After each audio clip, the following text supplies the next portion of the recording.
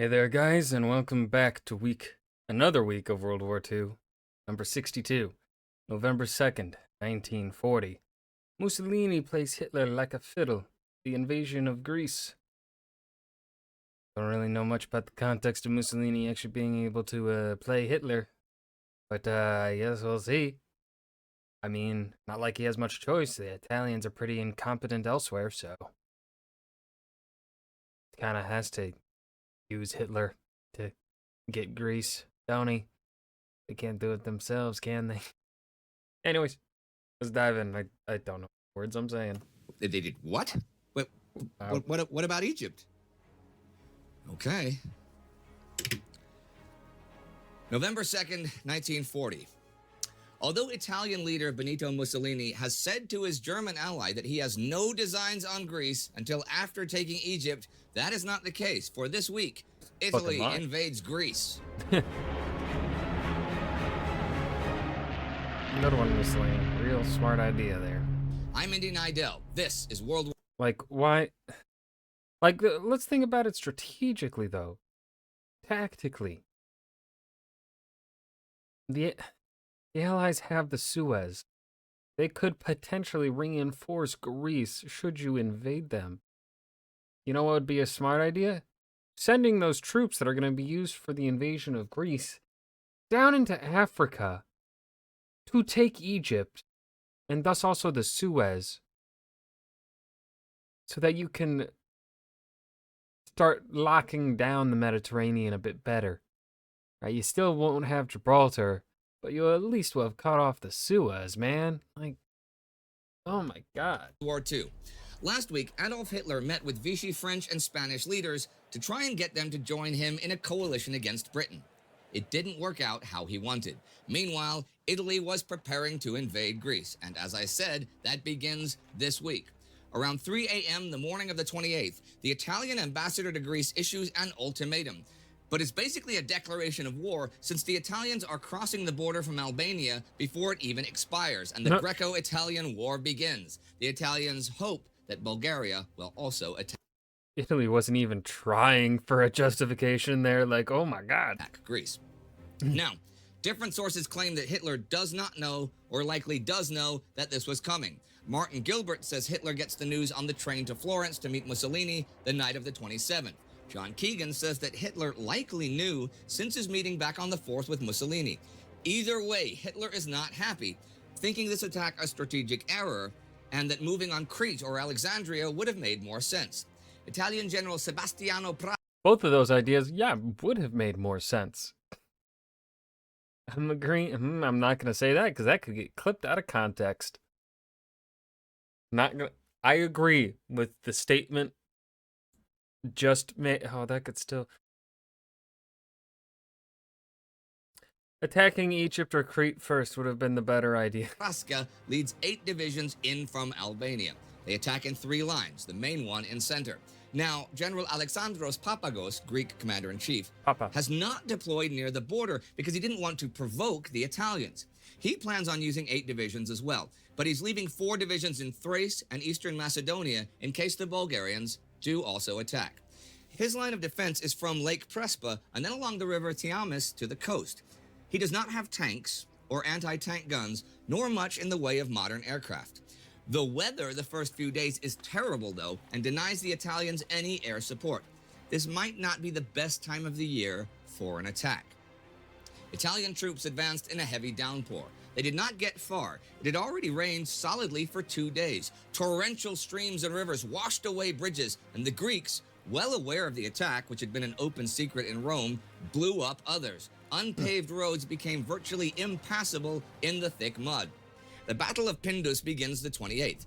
Praska doesn't think the Pindus Mountains will be a problem for his troops to cross, but that might not be the case. Still, the Julia Division, some of the best Italian troops, cover 40 kilometers of mountainous ground and take Vovosa by the end of the week. Their goal is Metsovo. Greece's Pindus detachment under Colonel Konstantinos Davakis is deployed along the 30 or so kilometers that separate the Epirus and Macedonia sectors. They're the link, but Davakis is seriously wounded at the end of the week. Still, by that time, other than the Julia Division, the Italians have not gotten very far. They do bomb Salonika, the second, though. Here's a war story, also from the second. Greek pilot Marinos Mitralexis runs out of ammunition in a dogfight, so he rams his plane into an Italian Savoia Marchetti SM-79 bomber, lands his own damaged fighter, and captures the bomber crew who have parachuted from their plane. What the fuck? Okay. That's pretty cool. It is? Well, I said earlier that Hitler was heading to Florence to meet Mussolini. At that meeting, Hitler conceals any anger at not being told about the Italian plans beforehand and says that German troops will be available if they need to keep Britain out of Greece and away from the Romanian oil fields. Greece is Britain's only continental ally at this point. Mussolini claims that if he didn't do this attack, then Britain would establish bases in Greece. But if this is the case, and really his purpose of the attack was to emulate Hitler and gain glory, but if this is the case, then it immediately backfires, for the British occupy Crete and Lemnos and begin to mine Greek coastal waters. On the 1st, a small British bomber force arrives to help the Greeks. British Prime Minister Winston Churchill will order more planes to go in over the next few days. In fact, half of the RAF strength from Egypt goes to Greece. Churchill feels it very necessary to act on the guarantees Britain has given to Greece. This should help public opinion in neutral places like Turkey or in the Balkans. Greece is careful, though, not to allow the British anything more than short-range facilities. Hitler does have concrete reasons to be upset. The British will be within bombing reach of those oil fields, Germany's main oil supply, if they get bases near Salonika. It also can maybe mess things up in the Balkans. Hitler's idea at the moment is that the region could be made satellite states by diplomacy. This Italian aggression could be a spanner in the works there. And this cannot help but provoke the USSR. And that is the last thing that Hitler wants to do, since he plans to ambush them next spring. And he's meeting Soviet Foreign Minister Vyacheslav Molotov November 12th. So he's got to start thinking of contingency plans. I'll talk more about them in a couple of weeks. For now, I'll say this. He tells Fedor von Bock, his Poland Army Group commander, what will transpire in the East is still an open question. Circumstances may force us to step in to forestall any more dangerous developments. There are developments that may prove to involve danger this week to the south. At a meeting in Khartoum, the 29th, to discuss future African strategy, South African Prime Minister Jan Smuts thinks the British should keep the Italians guessing where and when they will attack, should prepare for rapid attacks, and should capture the port of Kismayu at the beginning of any offensive against Italian Somaliland. Douglas Dickinson, in charge of the East Africa Force, wants to split the South African forces he commands and only use them for defense. He doesn't quite realize how influential Smuts is with Churchill. Dickinson is also pretty unpopular in Nairobi. Well, long story short, or short story shorter, it is not entirely clear who made the actual decision to relieve him of his command, but Wavell delivered the news. His replacement in charge of the Commonwealth and British forces in East Africa is Lieutenant General Sir Alan Cunningham, brother of Admiral Sir Andrew Cunningham, Commander-in-Chief Oh, I didn't know they were brothers. Lovely. of the British Mediterranean Fleet. Actually, General Francis Nosworthy was the original choice to be sent to Nairobi from Britain. Nosworthy needed to have a minor operation that would delay his departure, so Cunningham got the nod instead. There is fighting between British and Italian forces this week. The Italian sub Schiere is just off of Gibraltar. The plan is to attack the naval base there with manned torpedoes. Now, these are an Italian secret weapon. The maiale, the pig, has a little electric motor, and men in diving suits ride astride it, guiding it slowly and cumbersomely, hence the nickname, towards the target. Once there, the warhead of the torpedo can be detached and used as a limpet mine. The attack the 31st... I'm sorry, but that sounds so fucking stupid. That sounds like the most ineffective naval thing I've... What? No. Is a pretty daring plan, but it fails and it has a consequence. A faulty torpedo that is ditched is detected and recovered by the British. They take it for analysis, and it will become the master for future British manned torpedo designs. Britain is still being attacked by Italy at home as well. On October 29th, 15 Italian BR-20s with a strong fighter escort attack Ramsgate by day. This is in response to the bombing of several Italian cities. The planes are painted bright blue and pale green, which is not the best camouflage over Britain. And as for the German attacks on Britain, October 31st marks the last daylight raid by the Germans on Britain, and many people consequently call that date the end of the Battle of Britain. This means the end of trying to defeat Fighter Command to secure the skies over Britain, which is necessary before any invasion. The Blitz will continue, but with a change. See, in October, 6 times as many tons of bombs were dropped on Britain by night as were by day. And from now on, the Blitz will be entirely by night. Germany has finally acknowledged that the losses are too great to continue the daytime attacks. In August and September, Britain's Fighter Command lost 832 fighters and the Luftwaffe 668, but Germany lost almost 600 bombers. This is what really swung the balance. But Britain has many interests far from home to think about as well. On the 31st, British military intelligence reports a huge motorization program in the German army and a long-term and steady movement of troops from Western Europe to Poland. They say 70 German divisions are now in the east. What they do not know is whether these forces are going to be used for actions against the Soviet Union or in the Middle East. They're pretty certain, though, that they are going to be used for actions. I noticed, though, that this week American President Franklin Roosevelt, hot on the campaign trail before next week's election, is promising no action for the American people. I've said this before, but I shall say it again and again and again. Your boys are not going to be sent into any foreign wars. And so the week comes to an end. A week where a great new battle begins in Greece and a great old one ends over Britain.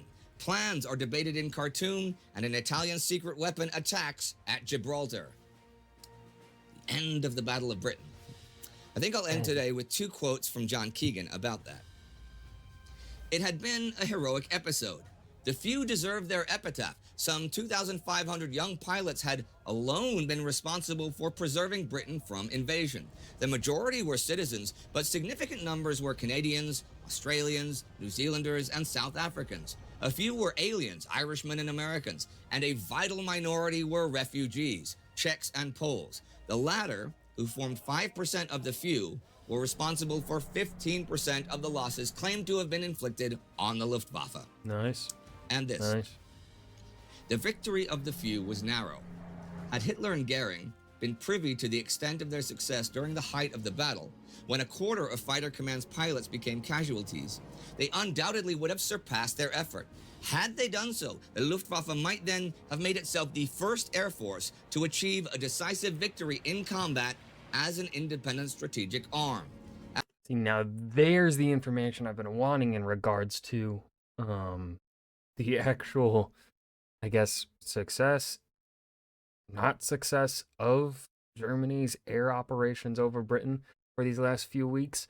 We've been getting the numbers, but I feel like it hasn't really been all that well conveyed as to what is like, what the situation is like, how desperate is it really, right? When you just give the numbers, and because of our knowledge that we have of how the war ends up ending, right? We know who wins in the end.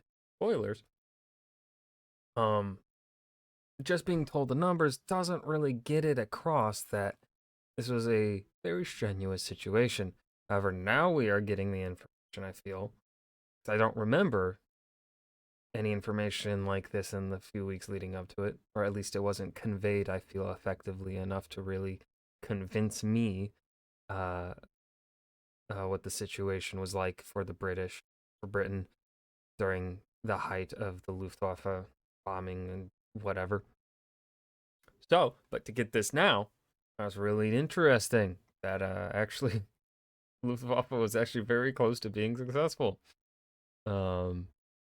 That's scary, but also neat. Neat in a scary way. Oh wow, things were actually a lot closer than I think we like to believe, huh? As it was, the pragmatism of Dowding and his fighter command. Well, of course, even had Hitler neutralized British Air Command, I still don't think, at least with the numbers that of ground forces that were to be sent. From what we've heard of Operation Sea Lion through this series, that would not have been enough, I feel, to take Britain. But, well, command staff, the self-sacrifice of their pilots, and the innovation of radar inflicted on Nazi Germany its first defeat. True, it isn't the defeat of a land invasion. Nazi Germany is 100% successful so far in that respect, but Britain does live to fight another day. If you'd like to know more... And that was week 62 of World War II, November 2nd, 1940.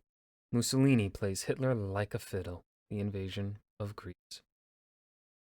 All I've got for you today. This episode didn't really have much to really talk about. It was just kind of, it was one of those weeks where things are happening, but they aren't things that really be all that talked about yet, I feel.